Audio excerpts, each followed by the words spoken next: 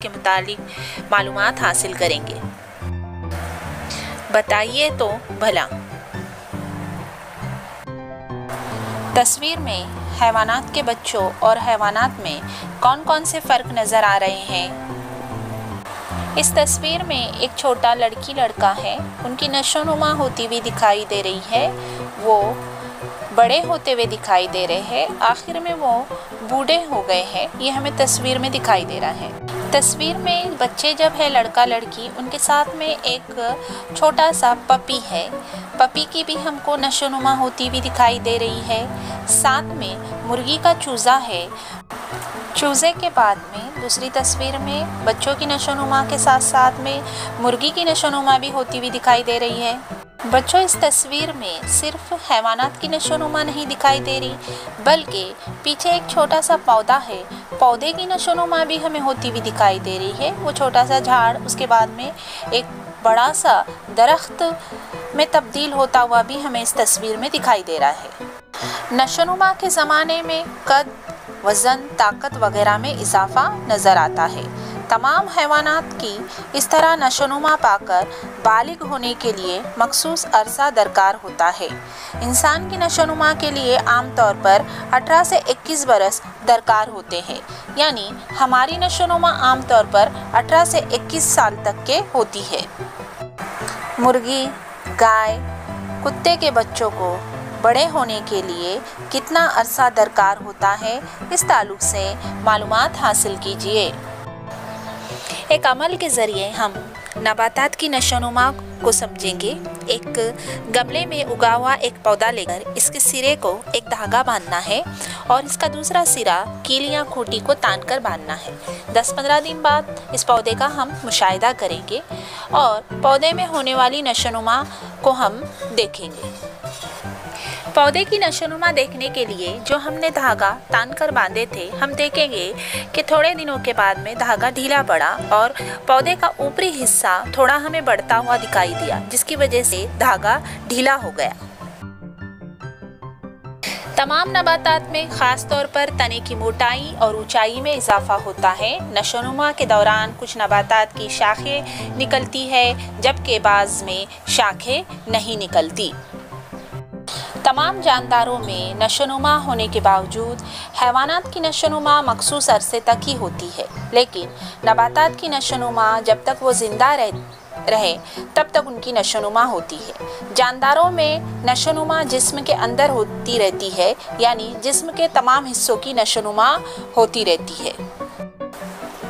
आइए गौर करें।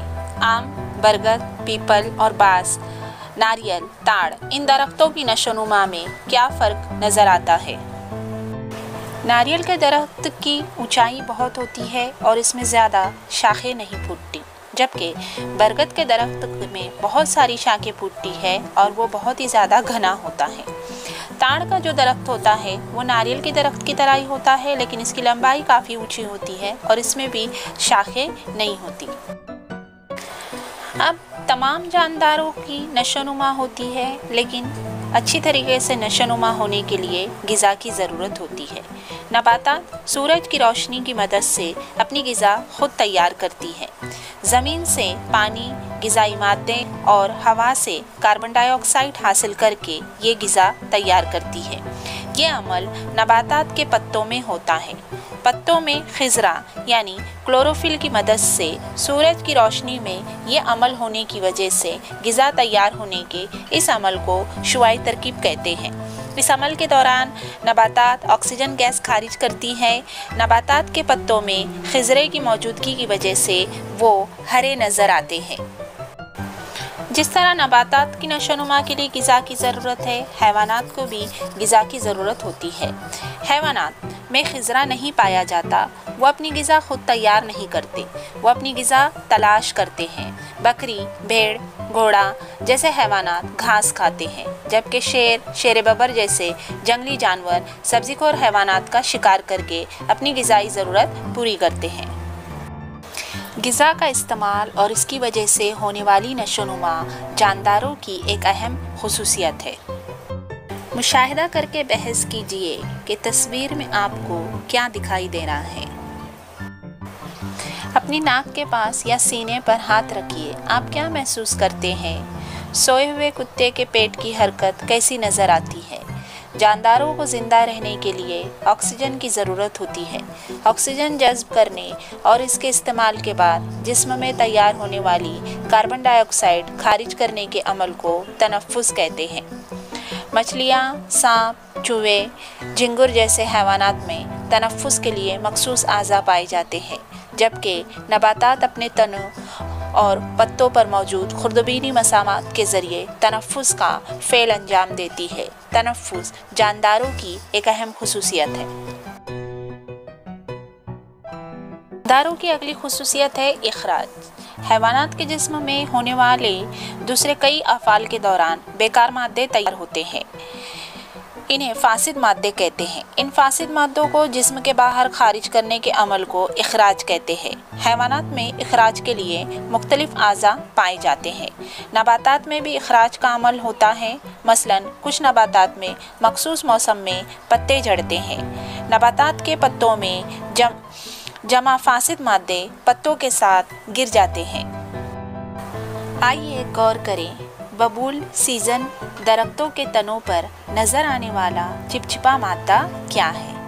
कभी आपने इस तरीके का मादा देखे हैं? हम इसे गोंद कहते हैं। ये गोंद नबातात में से निकलने वाला फासिद मादा है, लेकिन ये हमारे लिए बहुत ही कारआमद होता है।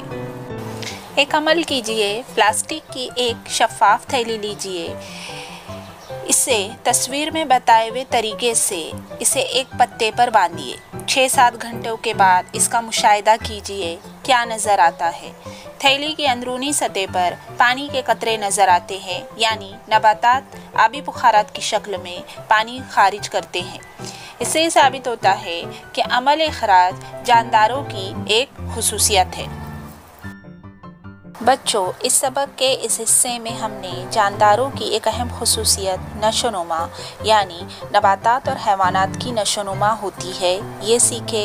इसके अलावा नबातात अपनी ग़िज़ा ख़ुद तैयार करते हैं, यानी शुआई तरकीब का अमल होता है। हैवानात या जानदारों में तनफ्फुस का अमल होता है। नबातात में मसामात के ज़रिए तनफ्फुस का अमल होता है और नबातात और हैवानात में इखराज का अमल होता है। ये हमने इस वीडियो में सीखे।